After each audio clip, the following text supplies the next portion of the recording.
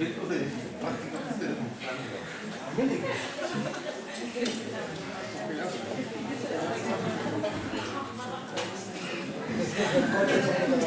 volvemos del gobierno. ¿Qué tal estáis? Bien, bien.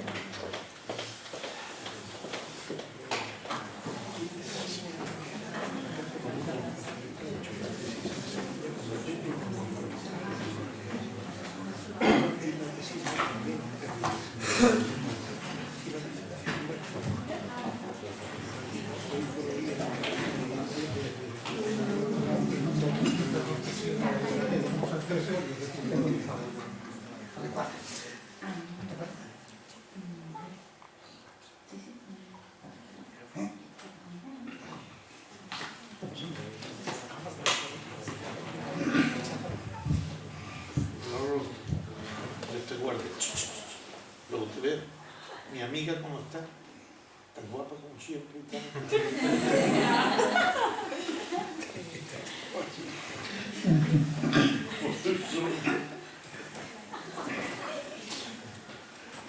Buenas noches. Bienvenida a este acto que lo hace la Comisión de Ciencia de esta Sociedad Académica de del país. Evidentemente, los dos científicos son netamente de la Comisión de Ciencias, aunque alguno vaya por otro camino. De hecho, esta punto de excepción paso a presentar a la doctora Raquel Fernández Lopaso. Nuestra conferenciante nació en Sevilla, es doctora en Ciencias Ambientales, en el Departamento de Biología Vegetal y Ecología de la Universidad de Sevilla, con publicaciones sobre Siguiente con laude. Grado de licenciatura en Ciencias Ambientales por nuestra Universidad de Extremadura. Un máster en Magíster Ciencia, Ciencia de Ecología, dentro de nuestra universidad. Licenciatura en Ciencias Ambientales por la Universidad de Extremadura, calificación notable. Estudios complementarios que tiene cursos de dinámica fluvial organizado por el Centro Internacional de Estudios y Convenciones Ecológicas y Medioambientales (CIECEN) de la Universidad de Huelva.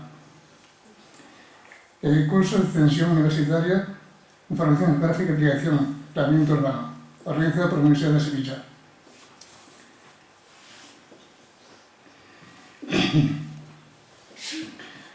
Conservación de ecosistemas costeros y gestión de ecosistemas terrestres y mediterráneos. En cuanto a idiomas, pues inglés, francés, portugués y alemán en buen estado. Sí. De experiencia profesional, pues es investigador en el proyecto de métodos para cartografiar procesos seculares y cartografía de la dinámica ecológica a una escala temporal histórica, Universidad de Sevilla. Y me quiero contratar también a cargo del proyecto de estudio y evaluación de impactos ambientales de las instalaciones de plantas solares. También mi carrera contratada por el proyecto de análisis y seguimiento de las relaciones hídricas de la vegetación en la cuenca del arroyo del Partido, Universidad de Sevilla. Y bueno, le doy la palabra a la doctora Raquel Fernández Lopaso. Muchas gracias, don José Guerra.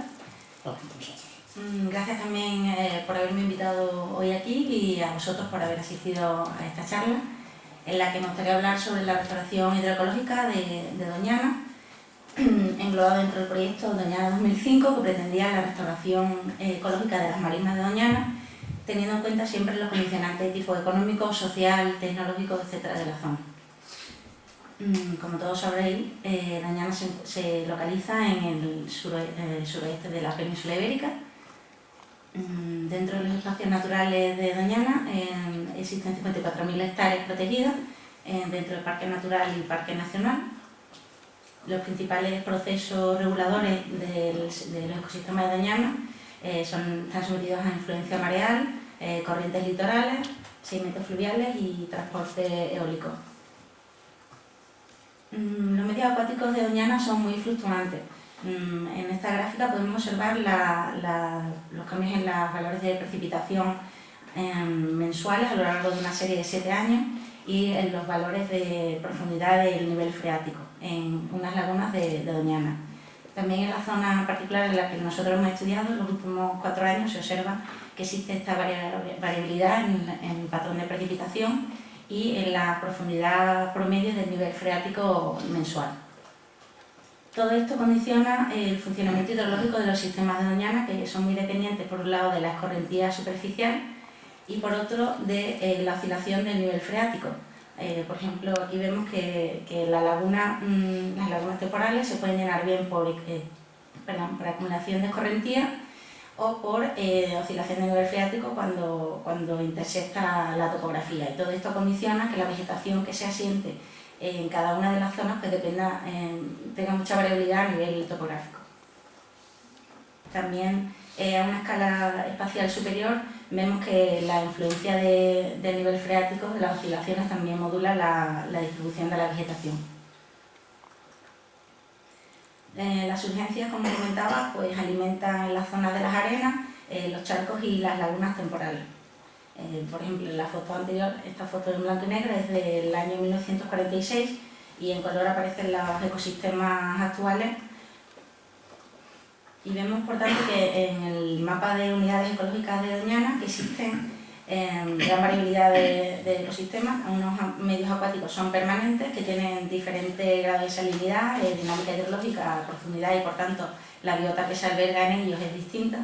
Y contamos, por ejemplo, con el arroyo de la Rocina, Guadiamar, el arroyo del Partido, con los lucios y gavetas, canales, zonas de agricultura, etc.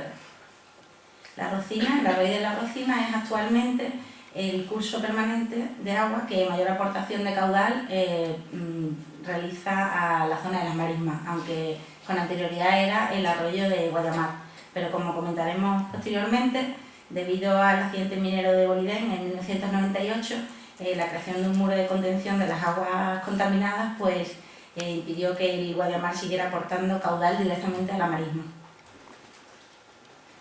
En los medios acuáticos temporales pues, presentan una diferente duración del encharcamiento, recurrencia de inundación, salinidad, profundidad y, por tanto, la biota también es distinta. Se cuentan tanto con charcos temporales como lagunas temporales, los caños o cañadas, que son arroyos, como se llama en la zona, a los arroyos temporales, temporales o efímeros, y los lucios, la zona de arrozales de Sanlúcar la Mayor, etc. La marisma, por tanto, es una cubeta que se llena gracias a la escorrentía de los cursos superficiales, no tiene conexión con el nivel freático y, por lo tanto, depende de la aportación de caudal de los ríos que drenan hasta la marisma. Por el contrario, las lagunas temporales son sistemas alternativamente acuáticos y terrestres que pueden funcionar bien por aportaciones de escorrentía lateral por precipitación o por las oscilaciones del nivel freático. Aquí vemos algunas fotos de la zona de arrozales de Sanlúcar, una cañada que es un arroyo temporal y la zona de canales de Doñana. A partir de los años 50 aproximadamente comienza en Doñana un seguimiento de distintos procesos y comunidades vegetales, animales, etc., que además saca a relucir distintos problemas que existen en Doñana desde mediados de los años 60. Estos problemas son, por ejemplo, la extinción del águila imperial, la caza y el exterminio de especies protegidas como el lince y de rapaces, la urbanización del litoral y la carretera costera. En los años 70 inicialmente la urbanización de Matalascañas tenía una longitud de 7 kilómetros mayor de la que en proyecto era 7 kilómetros mayor de la que en la actualidad existe y entraba dentro del Parque Nacional de Doñana. A la vez existía proyectado la construcción de una carretera desde Matalascañas hasta Sanlúcar, que igualmente se consiguió frenar. Otro de los problemas importantes es la desecación de las marismas y la transformación de los cotos en zonas de regadío, principalmente a partir de la implantación en los años 70 del Plan al Monte Marisma. Todo ello conlleva también a una contaminación de las aguas superficiales y todos estos impactos se acumulan, por ejemplo, en la zona del Rocío, que sirve de frontera de tensiones entre un espacio altamente protegido como es el Parque Nacional y una zona de intensa ocupación, de vertido, fragmentación de hábitat y contaminación difusa por parte de las zonas de cultivos adyacentes. Todo esto conlleva una pérdida de hábitats acuáticos, la contaminación y eutrofización de las aguas superficiales de los ecosistemas acuáticos de Doñana. El efecto es bastante evidente, el efecto de la extracción de los pozos que existen en la zona de Matalascañas, justo en el límite del Parque Nacional de Doñana, se ha observado un descenso en el hidroperiodo de inundación de las lagunas peridurales del Parque Nacional de Doñana. Por todo esto, en el año 1992 se crea una comisión internacional de expertos de Doñana que propone un modelo de desarrollo sostenible, moderado y compatible con el parque. Este primer plan de desarrollo sostenible en Europa, que se centra en lo económicamente rentable, lo ambientalmente sano y lo socialmente justo, y es aplicado por la Junta de Andalucía entre los años 1993 y el año 2000. Como resultado de la implantación de este plan, disminuye la polémica y la tensión entre los distintos sectores económico, ambiental y desarrollo, se produce un despegue económico, se eleva la renta y los puestos de trabajo y el nivel de formación y capacitación de las personas de la comarca de Doñana, se realiza un impulso al turismo de la naturaleza y a la denominación de origen Doñana, así como la creación de la Fundación Doñana 21. Además, se empiezan a cometer las primeras restauraciones ecológicas como la de la marisma de la Algaida. Por el contrario, persisten ciertos problemas como la depuración y la sobreexplotación de las aguas y del acuífero, el descenso que provoca un descenso en la surgencia y por lo tanto la alteración del hidroperiodo de los sistemas acuáticos y distintos núcleos de perturbación junto al parque como pueden ser Matalascañas o incluso mismamente los centros de interpretación de la naturaleza como el acebuche, que también hacen un uso del agua y que también contribuyen en cierto grado, aunque sea inferior, a este descenso del acuífero. El 25 de abril de 1998, como todos sabéis, se rompe la balsa de lodos de la mina de Boliden Aprisa en Alcollar y eso genera una contaminación a través del río Agrio y del río Guadiamar, llega hasta las puertas de Doñana, contaminando 4.000 hectáreas de suelo y 2 millones de metros cúbicos de aguas ácidas. La reacción de los gobiernos centrales y autonómicos es bastante buena e inmediata, y a partir de mayo de 1998, en primer lugar, aprueban retirar el vertido contaminante del río Guadiamar. Por otro lado, la Junta de Andalucía comienza el denominado proyecto del Corredor Verde de Guadiamar, que además de limpiar los lodos, crea un corredor verde entre la Sierra de Aracena y los parques de Doñana. Y por otro lado, el Ministerio de Medio Ambiente comienza la restauración hídrica de Doñana, englobada dentro del proyecto Doñana 2005, que está basada en la restauración del funcionamiento hidrológico de las marismas mediante la recuperación del funcionamiento hidrológico de los caños y de los arroyos que llegan a la marisma. Por tanto, pretende la restauración utilizar el agua y los ríos como pasillo de biodiversidad, no afecta, no intervienen en las dunas móviles ni en el bosque de enebro y se actúa en el entorno y como he dicho, en el agua. Entre los objetivos del proyecto Doñana 2005 se encuentra restaurar las aportaciones de agua a la marisma, que son necesarias para restaurar su dinámica hídrica y recuperar la distribución y circulación tradicional de las aguas que circulan por los ríos, arroyos, etc. Mantener la permeabilidad entre la marisma y el estuario del Guadalquivir, establecer un sistema de seguimiento y evaluación del plan, así como investigación y divulgación de los resultados obtenidos, y evitar temporalmente la incorporación de las aguas contaminadas y de los sedimentos contaminados al interior de la marisma, al acuífero o incluso a la red de saneamiento urbano de Matalascañas y la zona circundante. El proyecto Doñana 2005, que se inicia en el año 2002, contiene 11 actuaciones, las tres últimas en negro son, como comentaba, la evaluación del seguimiento del programa, investigación y divulgación pública de los resultados, y las otras 8 actuaciones intervienen directamente sobre los arroyos y sobre la calidad de las aguas mediante, por ejemplo, la instalación de una depuradora de aguas residuales en el Rocío. Particularmente en nuestro grupo de investigación hemos estado trabajando en la actuación número 3, que es la restauración del arroyo del Partido, y sobre la que ahora os comentaré algo más.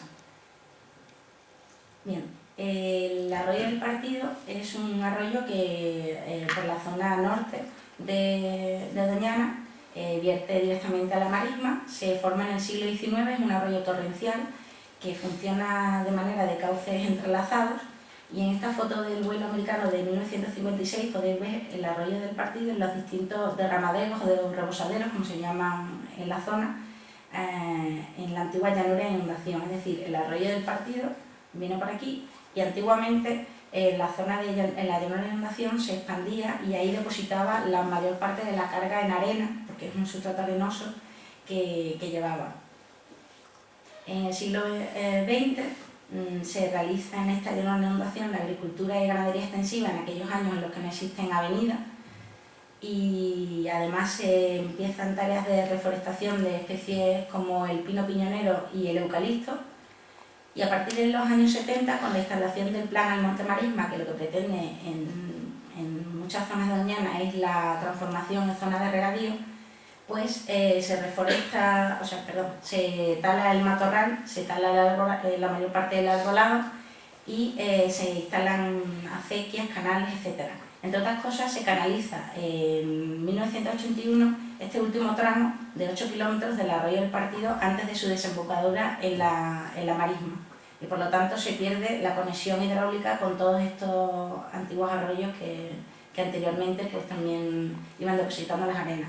Todo esto, al rectificar el cauce, lo que provoca es que la erosión del arroyo del Partido, que es un arroyo, como he dicho anteriormente, torrencial, pues esté generando la formación de un delta arenoso en la marisma que la está colmatando, ¿vale? Y se ha calculado que unas 300 hectáreas de sedimentos se han acumulado en la marisma del Rocío en los últimos 20 años. Y finalmente, en el siglo XXI, en el año 2004, gracias a la actuación número 3 del proyecto Doñana 2005, se expropia la antigua llanura de inundación del arroyo del Partido y se incorpora dentro del Parque Natural de Doñana. Con anterioridad al año 2004, a mediados de los años 90, se había intentado controlar la alta erosión y el transporte de sedimentos que tenía el arroyo del Partido mediante la creación de esta red de meandros que, como era de esperar, pues después de la primera gran avenida, pues el arroyo pasó de largo y lo destrozó y borró completamente, como podéis ver, pues los meandros artificiales que se habían creado. Por ello, debido a que el objetivo del proyecto de la estación 3 era detener la edificación del delta arenoso y además restaurar ecológicamente esta zona para que en un futuro pues, se pueda incorporar al Parque Nacional de Doñana, ya que, entre otras cosas, en los pinares del Coto del Rey tiene una elevada importancia debido a que existen áreas de campeo importantes del lince ibérico y zona de nidificación de águila imperial. Pues se diseña un plan, por un lado una obra hidráulica y por otro una revegetación de la zona. En el mapa conceptual vemos nos centramos en este triángulo. Por aquí viene el arroyo del Partido y por aquí viene este triángulo, es la antigua llanura de inundación. En la foto aérea del año 2004 tenemos de nuevo el triángulo, vemos el arroyo del Partido, este antiguo canal principal que era la Cañada del Pinar y la conexión con otro de los arroyos importantes que llega a la marisma. Entonces, lo que pretende la obra hidráulica es, mediante la construcción de un azud o de un dique en esta parte del arroyo del Partido, derivar parte del caudal circulante de agua durante avenida a la llanura de inundación para que las aguas se expanden y al disminuir su velocidad pues deposite las arenas y no llegue a la marisma, y por otro lado que se devuelva la funcionalidad a este arroyo que llevaba 20 años sin transportar casi nada de caudal. Por otro lado, en este arroyo se construye, esta es la llamada carretera del Lince. En esta zona existía la carretera intersectaba el arroyo y no permitía la derivación de caudal aguas abajo, por lo que se construye un puente para que se permita. Por otro lado, para el diseño de la parte de restauración vegetal se llevaron a cabo una serie de investigaciones preliminares. Se estudió el tipo de clima, la hidrología, topografía, la geomorfología del lugar, la vegetación remanente. Se hicieron ensayos en parcelas de vegetación para ver el crecimiento de las distintas especies que se pretendían plantar y se llevó un seguimiento de censo de aves y de invertebrados. Además, se siguieron los impactos antrópicos que existían en la zona, tales como la zona de cultivo, la presencia de una extensa red de caminos o la presencia de una importante carga ganadera que actuaba principalmente sobre los bosquetes remanentes de vegetación. En este mapa vemos la propuesta de síntesis de la intervención hidráulica, vemos la construcción de las motas en rojo y los bosquetes remanentes de vegetación. Se diseñaron una serie de plantaciones, como comentaba anteriormente, a lo largo de la llanura de inundación, que se basaban en la plantación de rodales de vegetación, de matorral, y estudiando la topografía de la zona se determinaba si el tipo de vegetación era de zona encharcable, de zona de duna, de vegetación más sérica, etc.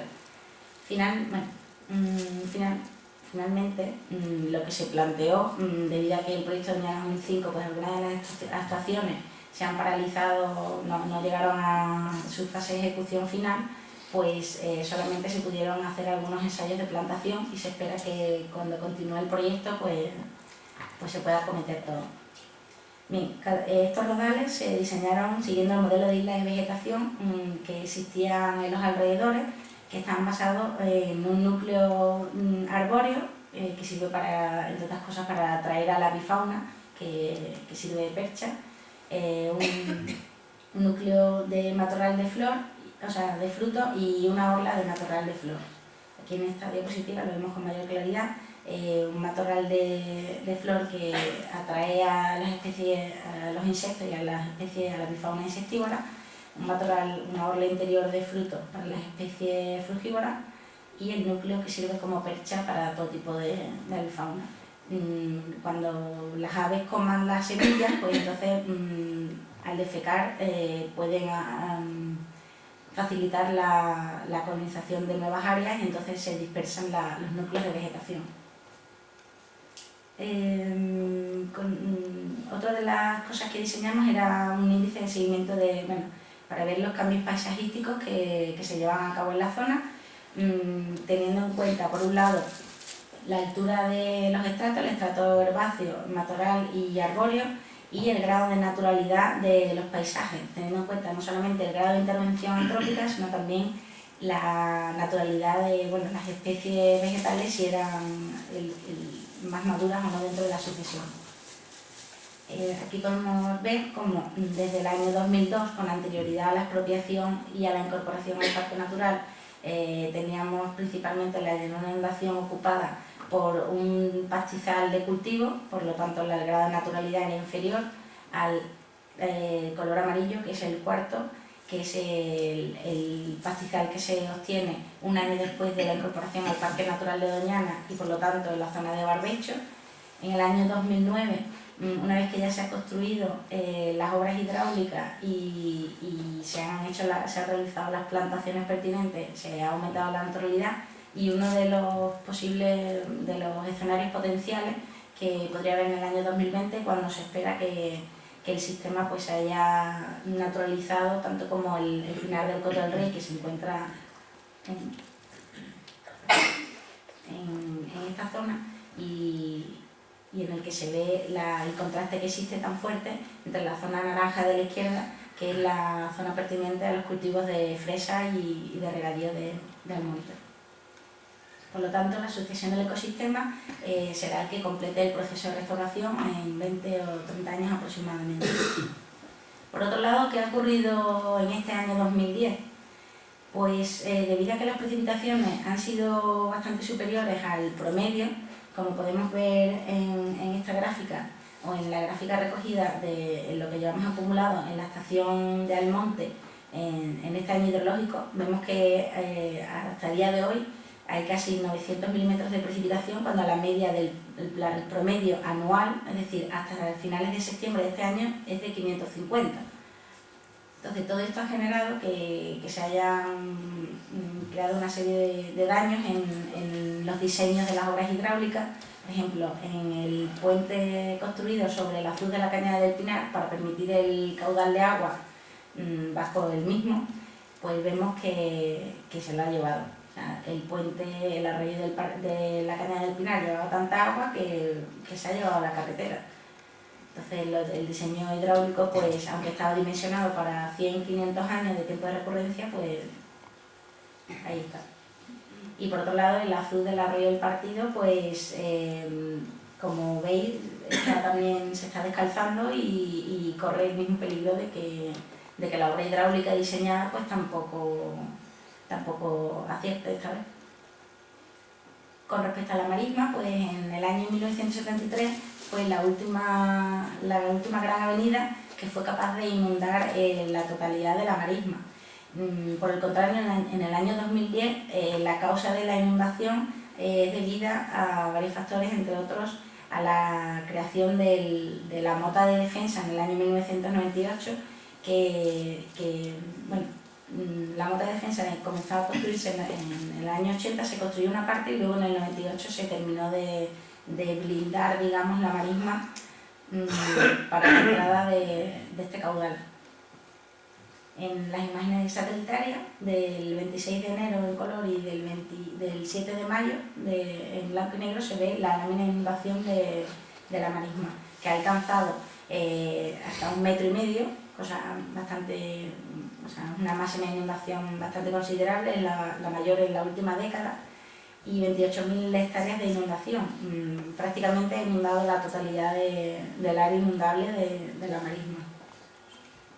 ¿Y esto qué se debe? Pues como comentaba, a que una de las actuaciones del proyecto Doñana 2005, que era el permitir por un lado la permeabilización de la marisma con el estuario y por otro lado, cosa que sí se ha cometido, y por otro lado el retirar la montaña del río, que es una especie de tapón, ¿no? un dique que evita que la marisma desagüe al estuario del Guadalquivir, esa parte no se ha cometido y por lo tanto la inundación, todo el caudal de agua que le ha llegado por los ríos a la marisma, pues se ha mantenido allí, no ha tenido salida. Y bueno, simplemente comentar que el proyecto Doñana 2005 queda pendiente de finalización, distintas actuaciones, entre ellas la fase de revegetación de la actuación que nosotros seguimos y esta permeabilización de la montaña del Rey, y que una vez que se acometa pues se verá qué pasa con Doñana. Y nada más, gracias por su atención.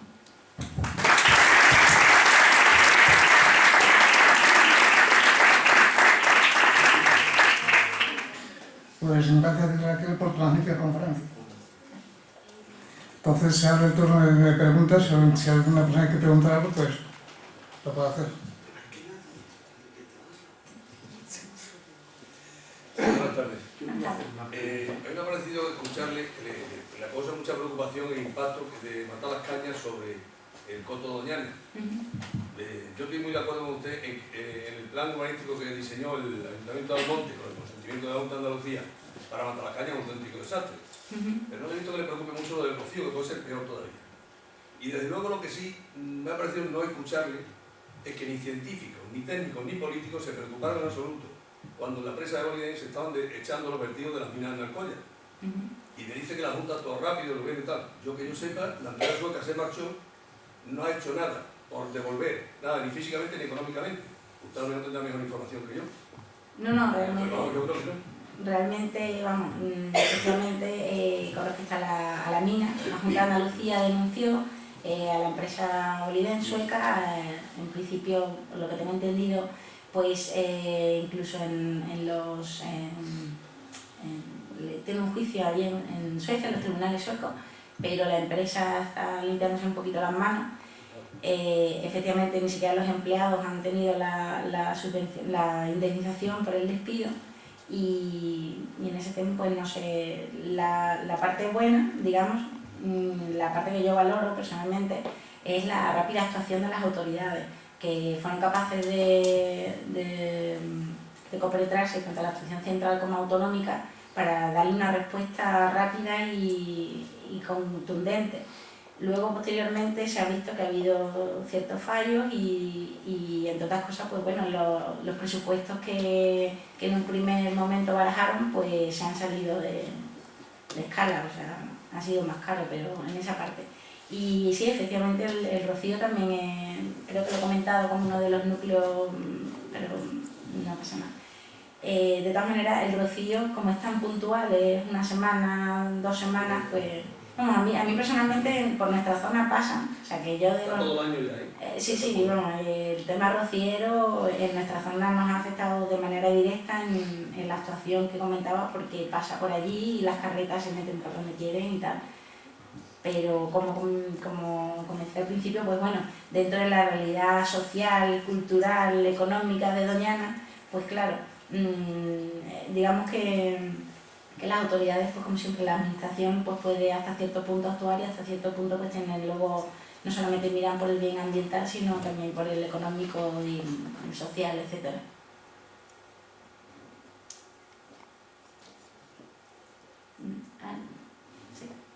En un momento ha hablado de una reforestación con pino piñonero y con eucaliptus.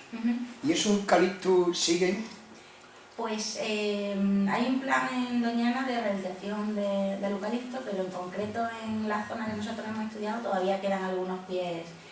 Estuvimos hablando con el parque para retirarlos, pero por el tema de anidación de rapaces y tal, pues estaban reticentes a algunos de esos pies para retirarlos por eso, porque realmente como son la estructura de mayor porte que hay en la zona, porque como has visto, pues está bastante, los núcleos remanentes de vegetación pues son muy limitados, por ahora los quieren mantener, aunque en un futuro está previsto en teoría que los eliminen.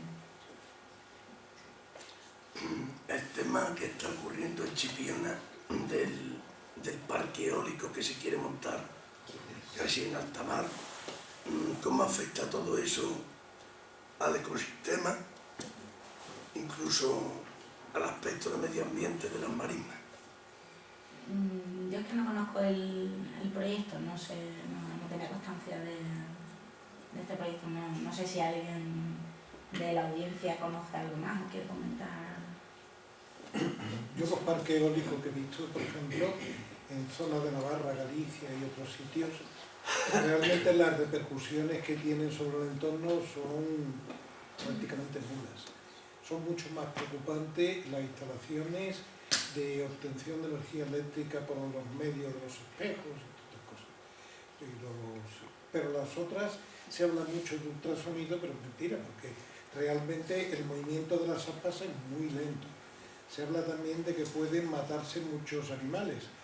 El movimiento de las aspas tan lento no es ni mucho menos la de un avión que va muy deprisa. Quiere decir que el que se pegue con una aspa debe tener algún tipo de problema de visión, casi es selección natural, ¿no? Pero por lo demás, y bueno, parques en la zona de Navarra y Galicia son hoy por hoy a nivel nacional quizás los más populosos, y yo no he visto ningún problema.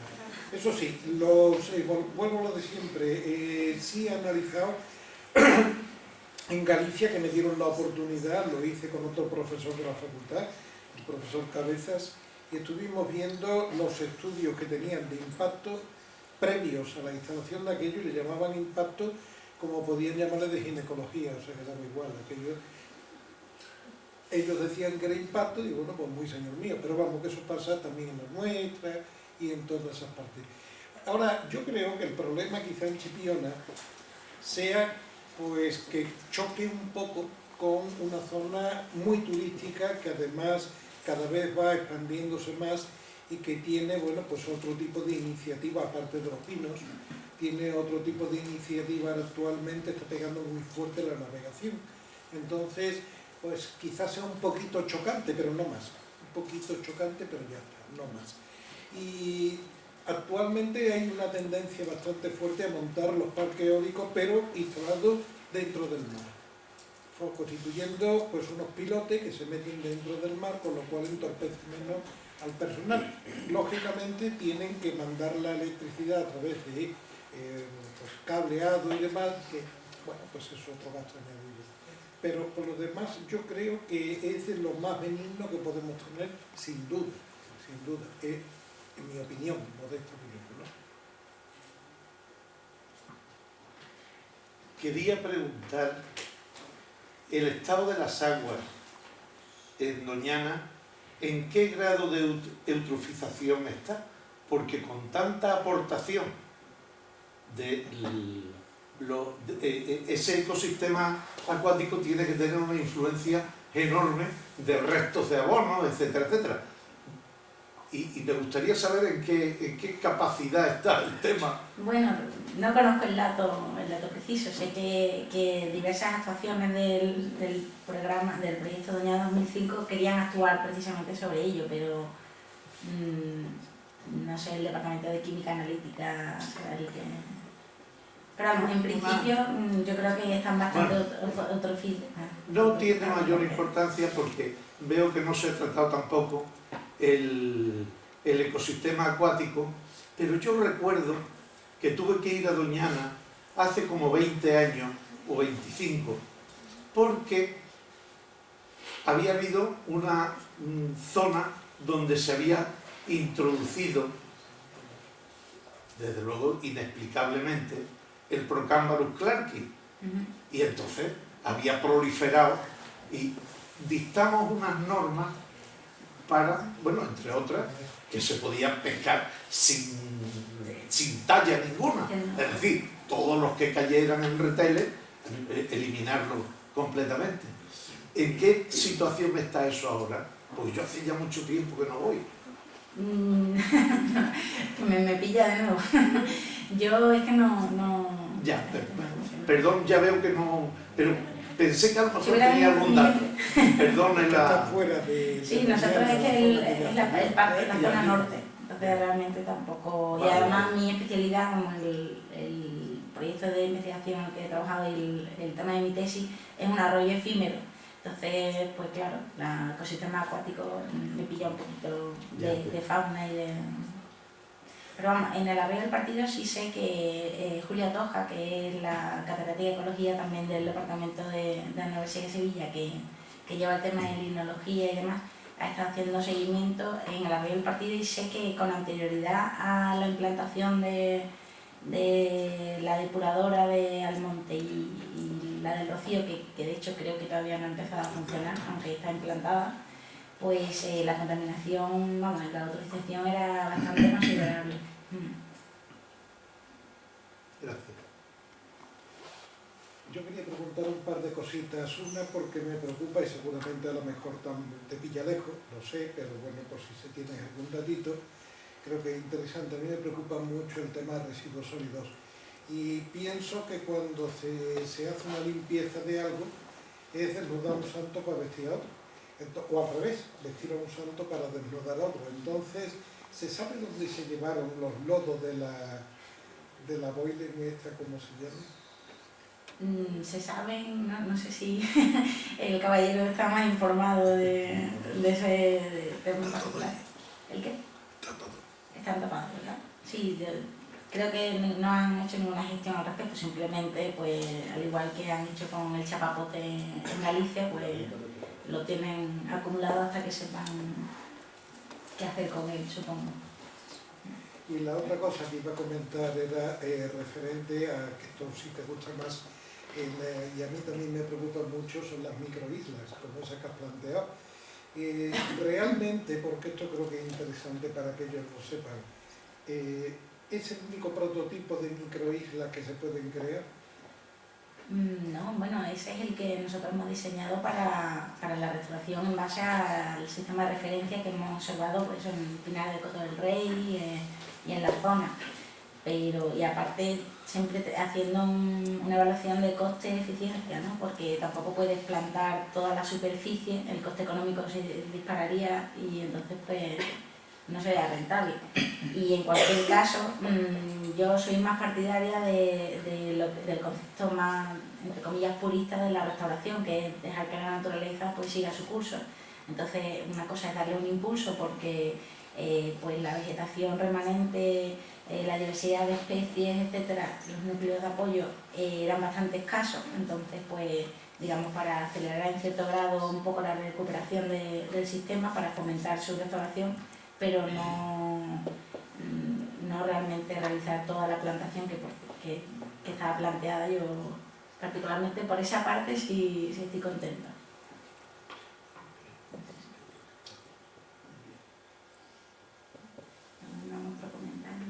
En el tema de la duna, sí se ha hecho una replantación, por ejemplo, en toda la zona de Chipiona, hasta San Lucas de Barrameda, se ha hecho una replantación de todo lo que eran las zonas antiguas, entradas hacia la zona de los corales, que cogen hacia la parte de Doñana, y se ha hecho todo con vegetación autóctona. Sí, de negro, Ahora, ¿no? lo que no sé la otra parte con qué se habrá hecho, porque había pino carrasco y no sé con qué otra plantación.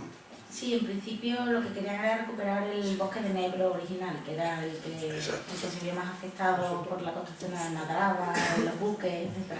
Entonces, de hecho en el departamento hay un grupo que trabaja en la competencia entre el pino y el negro, y están viendo a ver si les favorece, hay que realizar un aclaramiento del pino. Luego, por otro lado, la gente de la zona pues tiene mucho apego a las plantaciones de pinar, a la zona de pinar que ya está naturalizado, entonces también existe un debate de que la erradicación pues sería algo demasiado drástico. Entonces, sí, en la zona de lo que viene siendo el Parque Nacional sí que ha habido unas ciertas plantaciones.